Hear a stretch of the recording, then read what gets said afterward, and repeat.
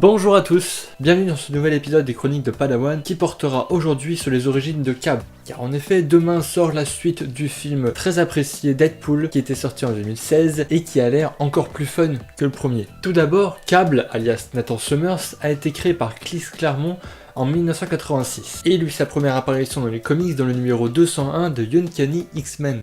Il a tout de suite son heure de gloire dans les années 90 quand il se retrouve à la tête des nouveaux mutants qu'il rebaptise par la suite la X-Force. En 1993, il aura sa propre série qui se terminera en 2002 et sera remplacée par une série très éphémère du nom de Soldier X. Tout ça à cause d'un problème de droit d'auteur. Aujourd'hui, on peut retrouver Cable dans la série de comics Deadpool plus Cable, créée par Rob Liefeld. Nathan Summers est le fils de Scott Summers, alias Cyclope, qui est un membre fondateur des X-Men, et de Madeline Pryor, qui est un clone de Jean Grey et qui a du coup les super pouvoirs de Jean Grey.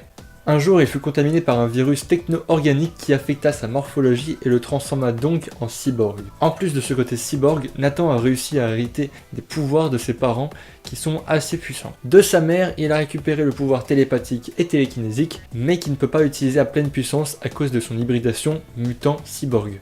De son père, il a hérité tout simplement d'un œil gauche qui lui, en permanence, honnêtement, cet œil ne sert à rien, car il ne peut même pas générer de rafales optiques comme son père, là aussi à cause de son hybridation mutant-cyborg. Comme vous pouvez le voir, il a un bras gauche en métal, comme le soldat d'hiver, ce qui lui confère exactement les mêmes aptitudes, c'est-à-dire une force et une résistance hors norme. La seule différence, c'est que ce n'est pas le même matériau. Du côté du soldat d'hiver, on a un bras qui est fait en carbonanium, puis en vibranium, alors que chez Cable, on a un bras naturel organo-métallique qui a été infecté par le virus. Et dernière capacité surhumaine pour Cable, il a son œil droit qui lui permet de voir dans le noir. En plus de tout ça, c'est un excellent tireur, il possède une très large gamme d'armes à feu et c'est un expert au corps à corps.